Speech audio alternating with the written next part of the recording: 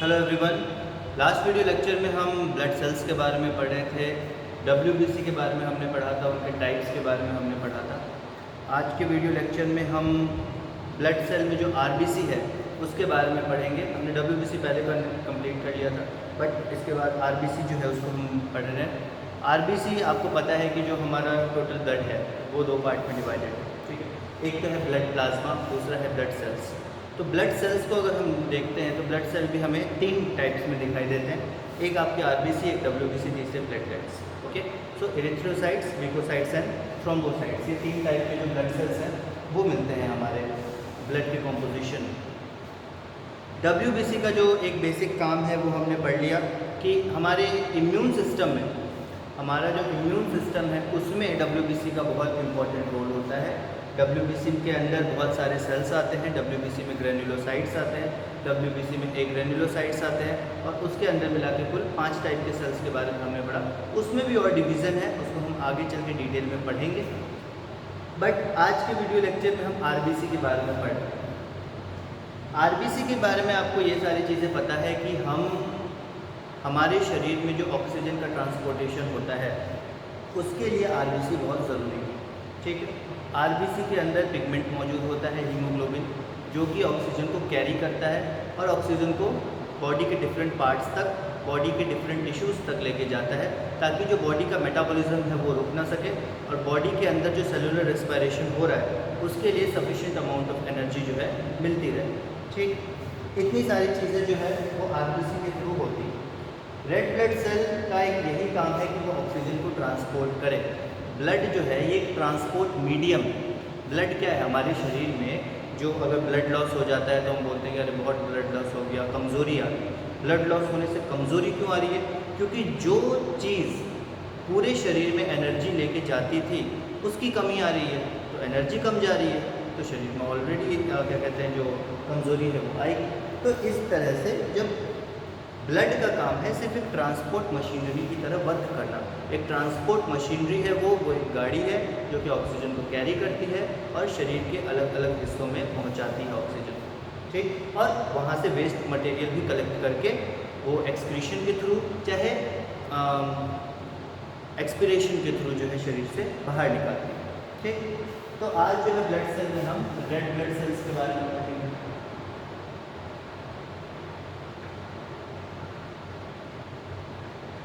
Red blood sales के बारे में पढ़ेंगे, red also known as erythrocytes.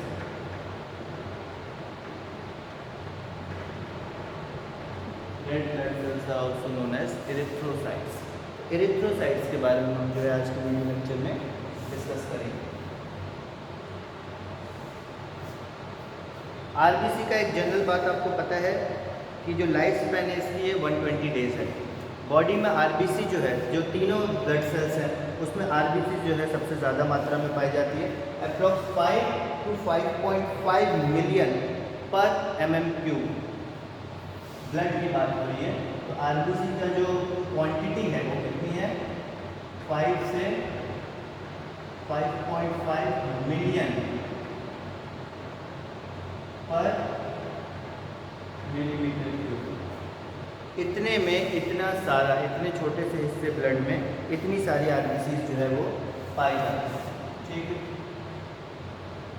Life span की बात करें हम तो आरबीसी की लाइफ स्पैन की बात करें तो अप्रॉक्सीमेटली 120 डेज, ठीक है। अच्छा, ये जो दिन आते हैं ना, ये हमेशा अप्रॉक्स फिगर में आते हैं, एग्जैक्ट नहीं आते। लाइफ स्पैन जो है आप हमेशा ये नहीं बोल सकते कि 120 दिन के बाद आरबीसी मर ही जाएगा, ठीक है, तो एग्जैक्ट ये नहीं हो सकता। उसके बाद अगर अपन बात करें कि यहाँ आरबीसी बनते कैसे, डब्ल्यूबीसी के बारे में हमने पढ़ा था कि बोन मैरो के अंदर स्टेम सेल मौजूद होते हैं। सेम कंडीशन यहाँ पे है, ब्लड सेल जो है वो स्टेम सेल से ही बनते हैं, ठीक है, और वो स्टेम सेल मौजूद होते हैं हमारे बोन मैरो के अंदर। तो बोन मैरो से जो स्टेम सेल निकलते हैं और निकलने के बाद मैच्योर होते हैं, तो इस बात पे डिपेंड करता है कि वो स्टेम सेल किस में मैच्योर होंगे, वो प्लेटलेट्स बनाएंगे, वो डब्ल्यूबीसी बनाएंगे, वो आरबीसी बनाएंगे, क्या बनाएंगे, ठीक है। तो यहाँ पे जब स्टेम सेल जो है वो आरबीसी का निर्माण करते हैं तब ये आरबीसी का फॉर्मेशन होता है। तो इनका क्या होता है कि यहाँ स्टेम सेल माइटोसिस करते हैं, stem cells undergo mitosis. Mitosis करेंगे तब तो डिवीजन होगा, ठीक है। They are present in bone marrow. ये जो स्टेम सेल्स है वो बोन मैरो में प्रेजेंट है, ठीक है। और साथ ही साथ ये प्लूरीपोटेंट है, इनके अंदर पोटेंशियल है डिफरेंट काइंड ऑफ सेल में कन्वर्ट होने की। So they are pluripotent. These stem cells are pluripotent, ठीक है। तो these stem cells are pluripotent. इनके पास पोटेंशियल, इनके पास क्षमता है कि किसी और प्रकार के सेल में कन्वर्ट, मतलब किसी और सेल के फंक्शन को ये ग्रहण कर सकते हैं, कैरी कर सकते हैं।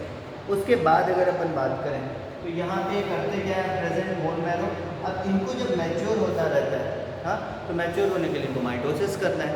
तो माइटोसिस करने के लिए अपना क्या कहते हैं, सेल साइकिल कंप्लीट करते हैं। अब यहाँ पे प्लूरीपोटेंट का मतलब होता है कैपेबल ऑफ डेवलपिंग इनटू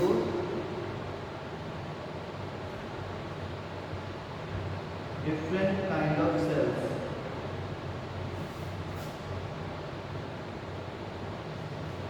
अलग अलग प्रकार के सेल में डिफरेंशिएट होने की इनके अंदर क्षमता होती है, इस कारण से इनको प्लूरीपोटेंट काइंड ऑफ सेल कहा जाता है, ठीक है। अगर आपको एक नाम भी आ गया है स्टेम सेल, इसका मतलब आप समझ जाना कि इसका कोई फंक्शन नहीं है। जब तक कोई भी सेल स्टेम सेल है मतलब उसके पास कोई पर्टिकुलर फंक्शन नहीं है, और जब वो कोई पर्टिकुलर फंक्शन प्राप्त कर लेगा मतलब वो स्टेम सेल नहीं रहा, वो मैच्योर हो चुका है, ठीक है। जैसे हम बोलते हैं ना, छोटा बच्चा है, अगर कोई छोटा बच्चा जिसको स्कूल में अभी डाला नहीं, उससे तो तुम जो सिखाओ, ठीक है, वो भाषा वो सीख सकता है। अब मान लो कि कोई छोटा बच्चा है जिसने अभी बोलना सीखा नहीं, उससे तुम अगर कंटिन्यूसली हिंदी में बात करोगे, हिंदी वो सुनेगा तो वो हिंदी सीख लेगा। अगर वो इंग्लिश सुनेगा तो इंग्लिश सीख लेगा। अगर वो कोई और लैंग्वेज सुनेगा वो कोई और लैंग्वेज सीख लेगा। तो ये तो क्योंकि वो प्री मैच्योर है, उसने अभी तक कोई भी फंक्शन ग्रहण किया नहीं है। एक बार वो फंक्शन ग्रहण कर लेगा, उसके बाद मुश्किल होगी कोई दूसरी लैंग्वेज सीखने में। सीख फिर भी लेगा, इंसान में और सेल्स में डिफरेंस होता है। बट बात यह है कि प्री मैच्योर अगर कुछ भी चीज़ है, मैच्योर नहीं हुई है, तो उसको किसी भी पार्ट में डेवलप होना जो है ज़्यादा आसान है। तो capable of developing into different kind of cells. उसके बाद अगर अपन बात करेंगे यहाँ पे क्या होता है एक्चुअली, तो अपने पास एक स्टेम सेल है, यहाँ पे जो है ये जो है स्टेम सेल अपने पास मौजूद है। ये स्टेम सेल कन्वर्ट होता है, इस स्टेम सेल को कन्वर्ट किया जाता है एरिथ्रोब्लास्ट। एरिथ्रोब्लास्ट इर्रेगुलर शेप का एक सेल होता है, यहाँ पे उसका न्यूक्लियस मौजूद होता है, इसको हम बोलते हैं एरिथ्रोब्लास्ट, ठीक है। और इस एरिथ्रोब्लास्ट पे एक्ट करता है एरिथ्रोपोइटीन जो कि किडनी से आता है। इस पे एक्ट करता है एरिथ्रोपोइटीन जो कि किडनी भेजता है, किडनी एरिथ्रोपोइटीन भेजता है, और तब जाके एरिथ्रोपोइटीन की हेल्प से मैच्योर होता है और कन्वर्ट हो जाता है आरबीसी में। और आपको पता होगा कि मैच्योर आरबीसी के अंदर न्यूक्लियस जो है वो नहीं पाया जाता है। ये हो गया मैच्योर आरबीसी में कन्वर्ट, ये है पूरी आरबीसी।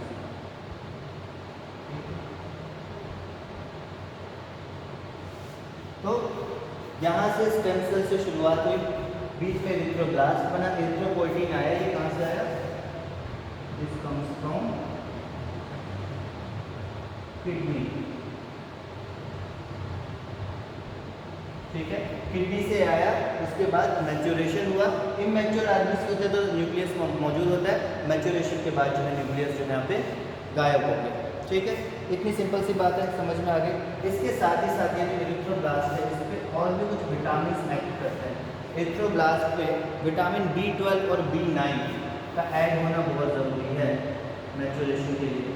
विटामिन B12 और B9 ये दोनों जब तक एक्ट नहीं करेंगे तब तक मैच्योरेशन आरबीसी का पॉसिबल नहीं है, यहाँ पे एनीमिया का केस आ जाएगा। ठीक है, अगर ये दो विटामिन एक्ट नहीं करते इरिथ्रोब्लास्ट पे तो एनीमिया होने के चांसेस हो सकते हैं, आरबीसी डेड होने के चांसेस हो सकते हैं।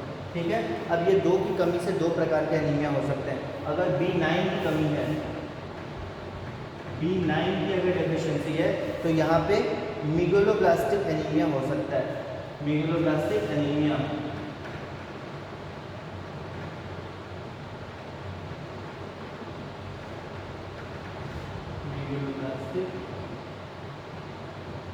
एनीमिया जो है यहाँ पे पॉसिबल है।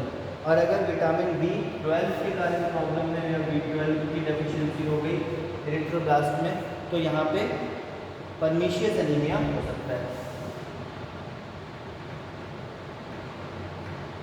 Pernicious anaemia. ठीक है, सो मेगलोब्लास्टिक एनीमिया एंड B12 लिखे जाए तो परनीशियस एनीमिया, ये दो टाइप के एनीमिया जो है यहाँ पे हो सकते हैं। उसके बाद अगर अपन बात करें, यहाँ तक तो बात थी आरबीसी बनने की, मैच्योर आरबीसी बन गया, मैच्योर आरबीसी बन गया, अभी ऑक्सीजन कैरी करेगा। ठीक है, मैच्योर आरबीसी जैसे ही बन गया अभी क्या करेगा, ऑक्सीजन को कैरी करेगा। उसके बाद अगर अपन बात करें, बन तो गया, अब ये आरबीसी की डेथ कैसे होती है। आरबीसी जब अपना लाइफ स्पैन कंप्लीट कर लेता है उसके बाद इसकी डेथ कैसे होती है, कहाँ होती है, इसके बारे में थोड़ा सा अगर हम डिस्कस करें तो आरबीसी जो है, सबसे पहली चीज़ आपको एक चीज़ याद रखनी है कि ग्रेव यार्ड ऑफ आरबीसी बोलते हैं स्प्लीन को, मतलब स्प्लीन में आरबीसी की डेथ होती है, ये आपको याद रखना है, ग्रेव यार्ड ऑफ आरबीसी ये बोला जाता है स्प्लीन को। This is graveyard of RBC. Okay, उसके बाद अगर अपन बात करें होता क्या, स्प्लीन जो है ना आरबीसी को डीनेचर कर देता है, डिसरप्ट कर देता है, तोड़ देता है। ठीक है, स्प्लीन जो है आरबीसी को डीनेचर या डिसरप्ट कर देता है। स्प्लीन की कैपिलरीज जो होती है बहुत पतली होती है, आरबीसी एक पर्टिकुलर फेज के बाद उस कैपिलरी से निकल नहीं पाता है, जब नहीं निकल पाता है उसमें फंस जाता है और उसकी डेथ हो जाती है, वो टूट जाता है। ठीक है, तो स्प्लीन में कैपिलरी आती है, स्प्लीन में आर्टरी आती है, कैपिलरीज में डिवाइड होती है, वो कैपिलरी स्प्लीन की कैपिलरी से जो आरबीसी है वो निकल नहीं पाता। बट उसके बाद आरबीसी की जब डेथ हो जाती है फिर वो कहाँ जाता है, डेड आरबीसी, डेड आरबीसी जाता है लिवर, डेड आरबीसी कहाँ जाता है, लिवर। लिवर के अंदर कफर सेल्स मौजूद होते हैं, लिवर के अंदर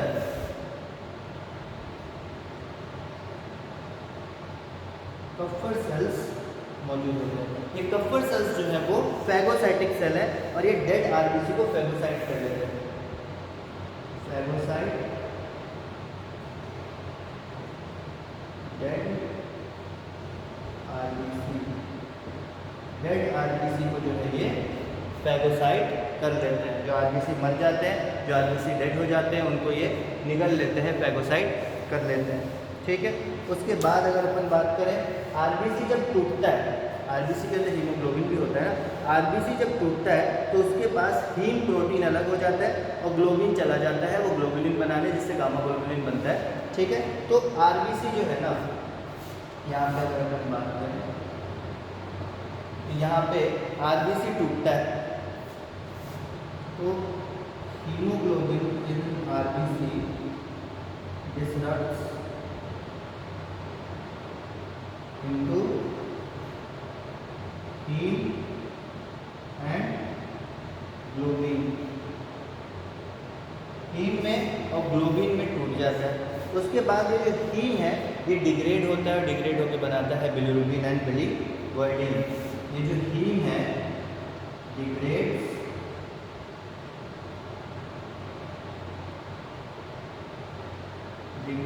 to form bilirubin and biliverdin, bilirubin and biliverdin, ये याद रखना कि ये जो हीम है यही डिग्रेड होता है, बिलीरुबिन एंड बिलीवर्डिन का फॉर्मेशन करता है। ठीक है, ये था आपका टोटल आरबीसी के बारे में जो भी इन्फॉर्मेशन ज़रूरी हो सकती थी वो सारी इन्फॉर्मेशन आपको मिल गई। Dead RBC, graveyard of RBC हम याद रखना स्प्लीन को बोला जाता है। स्प्लीन में जो आके आरबीसी जो है उसकी डेथ होती है, वहीं पर उसका डीनेचुरेशन होता है, वहीं पर जो आरबीसी है वो ब्रेक डाउन होता है। ठीक है, सो अगले वीडियो लेक्चर में हम आगे पढ़ेंगे वाइट ब्लड सेल्स के जो भी सेल्स थे उनके बारे में डिटेल में स्टडी करेंगे। हमने एक जनरल इंट्रोडक्शन की तरह स्टडी की थी, बट अब डिटेल स्टडी उनको बारे में करेंगे, वन बाय वन एक एक सेल की हम स्टडी करेंगे। ओके, सो अगले वीडियो का तब तक आप वेट करिए और तब तक इस वीडियो को आप देखिए, नोट्स बनाइए और पिछले वीडियोज़ भी आप देखते रहिए। Thank you very much.